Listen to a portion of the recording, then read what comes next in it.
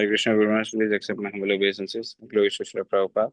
सभी भक्तों को मेरा सादर प्रणाम है। तो आज पुनः हमारे बीच गोवर्धन इको विलेज से विशेष भक्त श्रीमान माधव हरे गोपाल प्रभु कृष्ण। हमारे बीच उपस्थित है। तो माधव गोपाल प्रभु मूलतः आईआईटी मुंबई से उन्होंने अपना शिक्षण पूर्ण करके, और साथ ही में वे केवल आईआईटीएन नहीं है लेकिन एक कवि भी है, इज अ पोएट ऑल्सो। तो जी बहुत ही सुंदर अपनी भाषा में अपने भाव को भगवान के चरणों में अर्पित करते हैं, और बहुत ही सुंदर तरह से कविताओं का भी संकलन करते हैं। तो आज हमारा परम सौभाग्य है कि हमें माधव गोपाल प्रभु का संग सानिध्य प्राप्त होने जा रहा है। सभी से अनुरोध है अपने नाम जप को विराम लेकर ध्यान पूर्वक आज का टॉक श्रवण करें। और अब हम माधव गोपाल प्रभु से अनुरोध करते हैं आज का टॉक प्रारंभ करें। प्रभु जी, over to you Madhav Gopal प्रभु। हरे कृष्ण। तो सभी भक्तों को दंडवत प्रणाम, और हम प्रार्थना से शुरुआत करेंगे। ओम अज्ञानतिमिरान्धस्य ज्ञानाञ्जनशलाकया चक्षुरुन्मिलितं येन तस्मै श्रीगुरवे नमः। श्रीचैतन्यमनोभीष्टं स्थापितं येन भूतले स्वयं रूपः कदा मह्यं ददाति स्वपदान्तिकम्। वन्देऽहं श्रीगुरोः श्रीयुतपदकमलं श्रीगुरून् वैष्णवांश्च श्रीरूपं सागरजातं सहगण रघुनाथान्वितं तं सजीवं साद्वैतं सावधूतं परिजनसहितं कृष्णचैतन्यदेवं श्रीराधा कृष्णपादान् सहगण ललिता श्रीविशाखान्वितांश्च। हे कृष्ण करुणा सिंधो दीनबंधो जगत्पते गोपेश गोपिका कांत राधा कांत नमोस्तुते। तप्त कांचन गौरांगी राधे वृंदावनेश्वरी वृषभानुसुते देवी प्रणमामि हरिप्रिये। वाञ्छाकल्पतरुभ्यश्च कृपा सिन्धुभ्य एव च पतितानां पावनेभ्यो वैष्णवेभ्यो नमो नमः। जय श्री कृष्ण चैतन्य प्रभु नित्यानंद श्री अद्वैत गदाधर श्रीवासदि गौर भक्तवृंद। हरे कृष्णा कृष्ण कृष्णा हरे हरे, हरे राम राम राम हरे हरे। हरे कृष्णा। तो आज हम श्री हरिनाम की कुछ महिमा श्री पद्यावली में, जो श्री रूप गोस्वामी द्वारा लिखित है, संकलित है, तो उसके द्वारा हम कुछ चर्चा करेंगे श्री हरिनाम की महिमा की। और एक चैतन्य भागवत का एक लीला है चैतन्य महाप्रभु की। जब राम के लिए गए थे तो उन्होंने क्या किया था, तो उसके बारे में हम थोड़ी चर्चा करेंगे। तो ये श्लोक है पद्यावली का, और इसके जो लेखक हैं, इसके जो ये श्लोक जिन्होंने लिखा है वो साक्षात श्री ईश्वर पुरी हैं। तो ये श्लोक इस प्रकार से है। योग श्रुति उपपत्ति निर्जन वन ध्यानाध्व संभावित स्वराज्यं प्रतिपद्य निर्भयममी मुक्ता भवन्तु द्विजाः अस्माकं तु कदम्ब कुंज कुहर प्रोन्मीलदिन्दीवर श्रेणी श्यामल धाम नाम जुषताम जन्मास्तु लक्षावधि। तो ईश्वरपुरी पाद कहते हैं यहाँ पर, ब्राह्मण क्षत्रिय वैश्य प्रभृति जो द्विजाति गण है, वो भले जितनी मर्जी चाहे अष्टांग योग का पालन करे, वेदों का अनुशीलन करे, निर्जन वन में वास करे, तीर्थाटन के लिए जाए और निर्भय स्वरूप अनुभव माने ब्रह्मानंद की प्राप्ति भी कर ले, हमको उससे कुछ फर्क नहीं पड़ता। हमें उनसे कुछ नहीं कहना, ना हमें उनसे कुछ लेना देना है। तो भाई आपकी साधना क्या है? तो कह रहे हैं कि कदम्ब की कुंज रूप गुफा में से प्रकट होने वाले नील कमल तुल्य श्याम सुंदर माने कृष्ण, उनके नामामृत का सेवन करने वाले नामनिष्ठ भक्त बन के भले हमारे लाखों जन्म नाम की संकीर्तन करते करते व्यतीत हो जाए। तो कह रहे हैं कि अस्माकम, हमारी हमारे लिए तो नाम संकीर्तन ही सब कुछ है। तो भले हमारे लक्षावधि उसमें निकल जाए, कोई चिंता नहीं है। ऐसे श्रीपाद ईश्वरपुरी पाद कह रहे हैं। अम, तो योग, श्रुति, उपपत्ति, निर्जन वन, इससे साक्षात भगवान की प्राप्ति नहीं होती। हम्म, भगवान के एक अंश रूप की प्राप्ति हो जाती है। जैसे आप समझ लो कि जो कोई कर्म मार्ग से भगवान को प्राप्त, भगवान की उपासना करता है, तो उसको केवल भगवान यज्ञपति के रूप में प्राप्त होते हैं। यज्ञपति के रूप में माने आप कोई कर्म कांड या कुछ भगवान के लिए कर्म का कुछ मार्ग से, आओ, वर्णाश्रम में अनेक प्रकार की यज्ञ दिए हुए हैं। ये यज्ञ, वो यज्ञ, पुत्र कामेष्टि यज्ञ, या फिर अश्वमेध यज्ञ, वो सारे यज्ञ करके अगर विष्णु को संतुष्ट किया जाए, कृष्ण को संतुष्ट किया जाए, तो कृष्ण मिलेंगे, लेकिन केवल यज्ञपति के रूप में मिलेंगे। यज्ञपति क्या करते हैं? आप जो यज्ञ करते हैं उसको, उसके साथ आदान प्रदान करते हैं। मान ले, ये जो कर्मकांड जो है वो किसी विशेष भुक्ति के लिए किया जाता है, माने इहलोक में या परलोक में कुछ अच्छी गति प्राप्त करने के लिए किया जाता है, तो भगवान वो दे देंगे। कर्म मार्ग से अप्रोच करेंगे भगवान को तो वो दे देंगे, लेकिन भगवान की प्राप्ति होगी वो यज्ञपति के रूप में होगी। अगर ज्ञान मार्ग से अगर भगवान की उपासना की जाए तो भी भगवान की प्राप्ति होगी। ज्ञान योगी भी भगवान की प्राप्ति करता है, लेकिन किस रूप में? कैवल्य पति के रूप में। हाँ, कैवल्य पति के रूप में, माने जो कैवल्य प्रदान करने वाले हैं, ब्रह्म में सायुज्य प्रदान करने वाले हैं। वो भी तो भगवान के ही हाथ में है। बिना कृष्ण की अनुमति के कोई भुक्ति भी प्राप्त नहीं कर सकता, कोई मुक्ति भी प्राप्त नहीं कर सकता। तो ज्ञान मार्ग से अगर कोई भगवान की उपासना करना चाहता है, या अष्टांग मार्ग से कोई भगवान की उपासना करना चाहता है, तो भगवान उसको प्राप्त होंगे, लेकिन केवल कैवल्यपति के रूप में प्राप्त हो जाएंगे।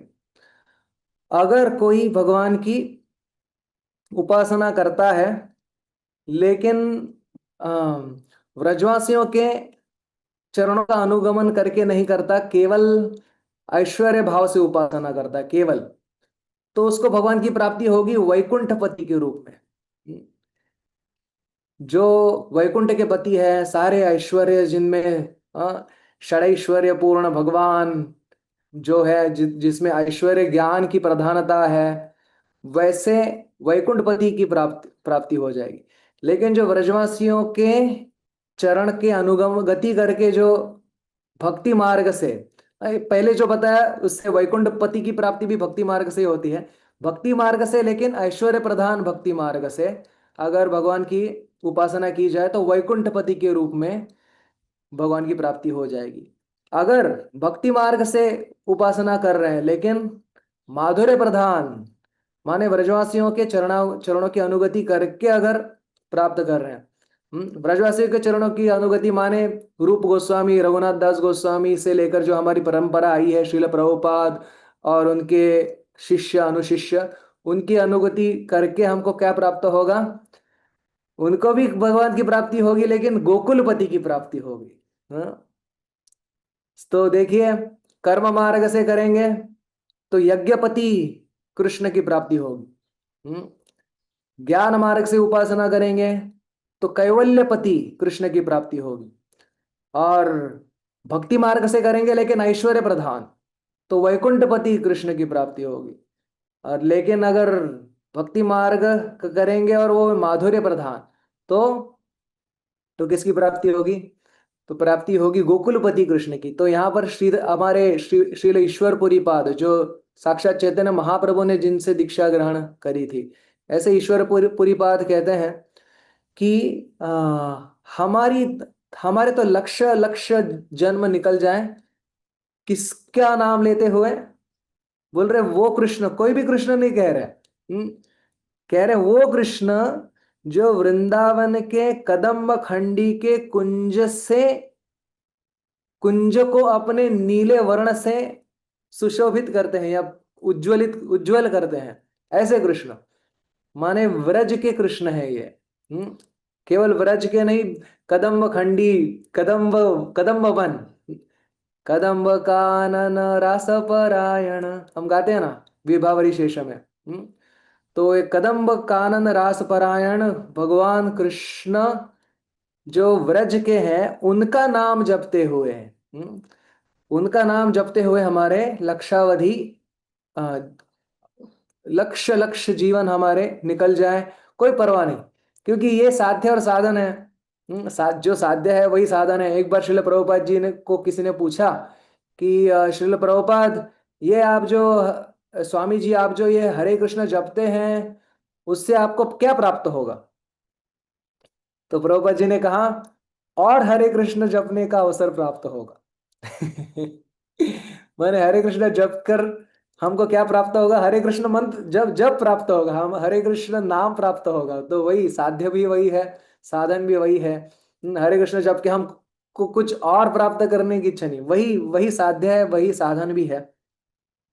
तो यही जो भाव है ईश्वरपुरी पाद का, वही चैतन्य महाप्रभु के चैतन्य शिक्षाष्टकम में भी दिखाया जाता है, दिखता है कि जिसमें चैतन्य महाप्रभु कहते हैं, न धनम न जनम न सुंदरिम कविताम वा जगदीश कामये मम जन्मनि जन्मनीश्वरे भवताद भक्तिरहितु की त्वयि। तो बोल रहे हैं न धनम, धन की अपेक्षा नहीं है, यानी हाँ, इस जगत में अधिकाधिक धन इकट्ठा नहीं करना है, जितना आवश्यक है चरितार्थ चलाने के लिए, उपजीविका चलाने के लिए, तो उतना धन ठीक है जो भगवान की सेवा में अर्पण हो सके। न जन्म, कोई अनुयायी नहीं चाहिए, कोई फॉलोअर्स नहीं चाहिए। न सुंदर्यम, या कोई एक विशेष आ,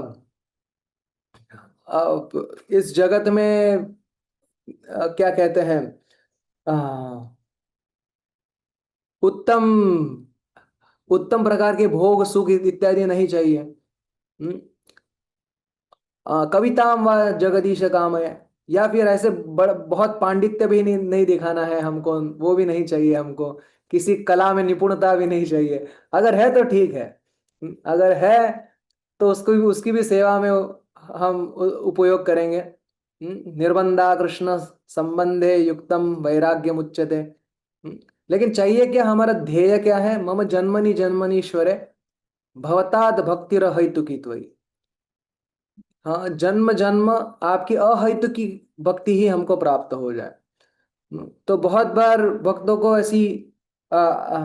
ऐसी चिंता नहीं करनी चाहिए कि भाई अगला जन्म कहाँ पे मिलेगा, कैसे होगा। कोई कोई पूछता है कि अरे इस जन्म में मान लो हमने सिद्धि प्राप्त नहीं कर ली, हाँ तो अगले जन्म में क्या होगा? क्योंकि हमारा जो कलयुग है, और जिसमें जो गोल्डन एरा जिसको कहते हैं वो तो 10,000 साल के लिए है।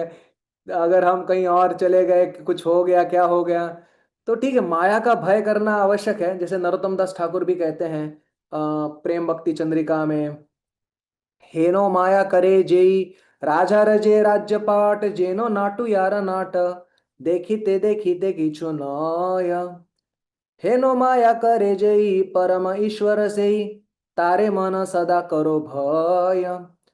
बोले राजा का राज्य पाठ, जेनो नाटू यार नाट, मान लो कोई एक्टर स्टेज पे ड्रामा कर रहा है, माने अगर कोई राजा भी बन जाता है इस भौतिक जगत में, तो मान लो बोल रहे कि एक नाटक का हिस्सा है वो, नाटक का भाग है।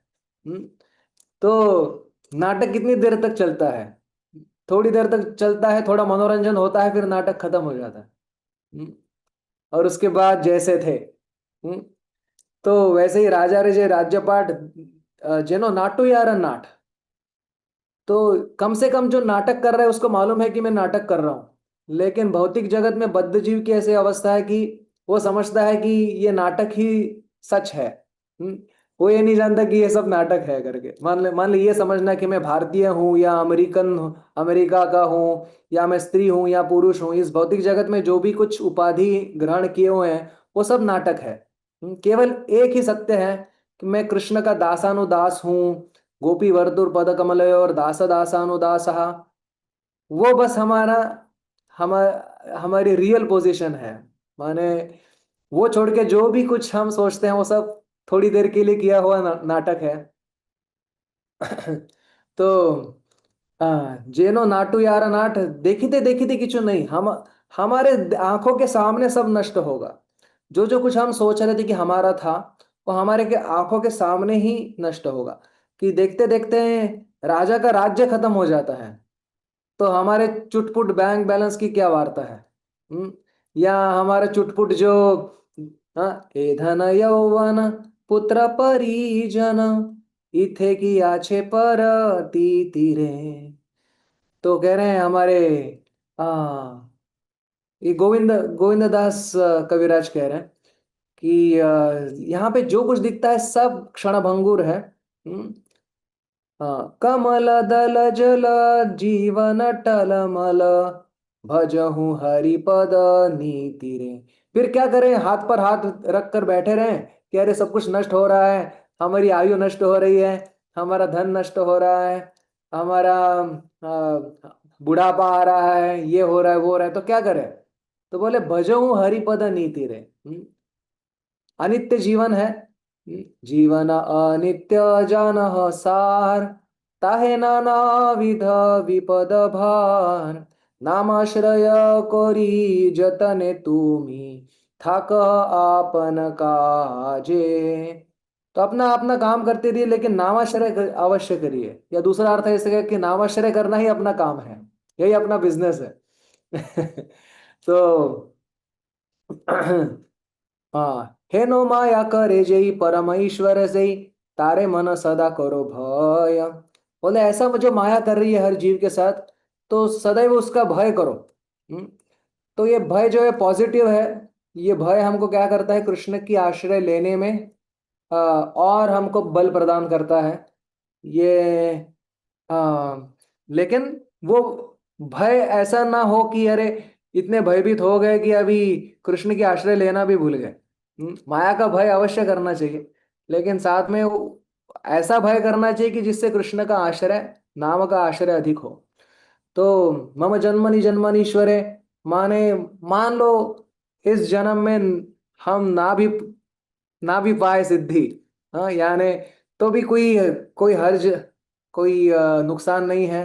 नेहाभिक्रम नाशोस्ति प्रत्यवायो न विद्यते, स्वल्पमल्पस्य धर्मस्य त्रायते महतो भयात्। हरि नाम जो है वो, या भक्ति जो हमने की हुई जो भक्ति है, वो अवश्य हमको वापस चैतन्य महाप्रभु के चरण को ग्रहण करने का अवसर प्रदान करेगी, अवश्य प्रदान करेगी। हाँ, भगवान साक्षात गारंटी दे रहे हैं। पूर्वाभ्यासेन तेनैव ह्रियते ह्यवशोऽपि सः। पूर्व जन्म में किए हुए अभ्यास से ही हम भक्ति के प्रति आकर्षित हो जाते हैं। और पूर्व जन्म में हमने जो भक्तों का आश्रय लिया था, संग लिया था, वो कभी कभी भी वो अकाट्य है, वो उसका छेदन नहीं किया जा सकता। हाँ, अगर हम कुछ महद अपराध करें तो ही हम भक्ति से बाहर जाने की संभावना है। अगर हम कोई अपराध ना करें तो भगवान गारंटी देते हैं कि अगले जन्म में भी हम भक्ति की ओर ही आकर्षित हो जाएंगे। तो इसलिए हमारा कार्य और यह कर्तव्य ये है कि सदैव हमको वो कृष्ण का आश्रय करना है जो व्रज के कृष्ण है। अस्माकं तु कदम्ब कुंज कुहर प्रोन्मीलद इंदीवर, श्रेणी श्यामल नाम धाम जुषताम जन्मास्तु लक्षावधि। तो ऐसे श्याम सुंदर के नाम ग्रहण करते करते हमारी लक्षावधि निकल जाए, ऐसा कह रहे हैं। तो यहाँ पर मैं एक जो गौर लीला की एक सुंदर लीला है, जो अ, वृंदावन दास ठाकुर अंत्य खंड में लिखते हैं। अद्वैत आचार्य के घर में जो विलास करते हैं चैतन्य महाप्रभु, अध्याय क्रमांक 4, अंत्य अंत्य अंत्य खंड का, तो उसकी थोड़ी चर्चा करेंगे।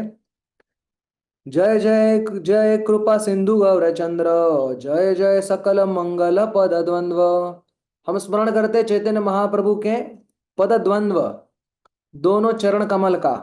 क्योंकि ये गौरचंद्र जो है कृपा सिंधु है। जय जय श्री कृष्ण चैतन्य न्यासीराज, जय जय चैतन्य भक्त समाज।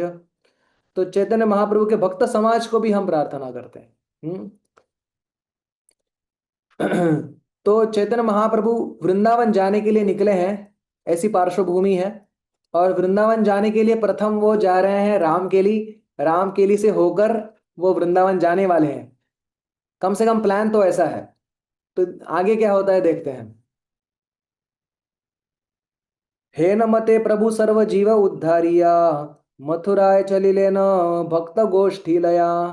भक्तों को साथ में लेकर मथुरा की ओर बढ़ रहे हैं, लेकिन पहले बंगाल जाएंगे, राम के लिए जाएंगे, वहां से जाएंगे। तो गंगा के तीर से चल रहे हैं, गौड़ में आ गए हैं। गौड़ेर निकट गंगा तीरे एक ग्राम, ब्राह्मण समाज तार राम केली नाम। राम केली नाम के गांव में जहाँ महाप्रभु वहां पर पहुंच गए। सूर्यर उदय की कखन गोप्य है, सर्वलोक सुनिले न चैतन्य विजय। तो बोले लोगों को कैसे पता चले, लोग कैसे इकट्ठा हो गए भगवान को आने के, भगवान को देखने के लिए। बोले अरे कैसे पता चला, माने क्या, सूर्य जब उदित होता है तो क्या घोषणा होती है, चलो चलो सूर्य उदित हो गया, सूर्य उदित हो गया। अरे उसके प्रकाश से ही सब लोग देखने के लिए आ जाते हैं, अरे उदित हो गया करके। हाँ, तो वैसे ही महाप्रभु जो सूर्य के भी सूर्य हैं, वो सूर्य की भी शक्ति जिनसे आती है। हमारे भगवत गीता में कहते हैं ना, प्रभास्मि शशि सूर्य हो। तो ऐसे महाप्रभु जिसी किसी भी गांव चले जाए, बिना घोषणा के सबको पता चल जाएगा कि ये भगवान है। तो साक्षात चैतन्य महाप्रभु को देखने के लिए रामकेली के निवासी अ, प्रभु का दर्शन के लिए करने के लिए आते हैं। सर्वलोक देखिते ऐसे हर्ष मने, स्त्री बालक वृद्ध आदि सज्जन दुर्जन। सज्जन तो छोड़ो, दुर्जन भी देखने के लिए आ गए चैतन्य महाप्रभु को।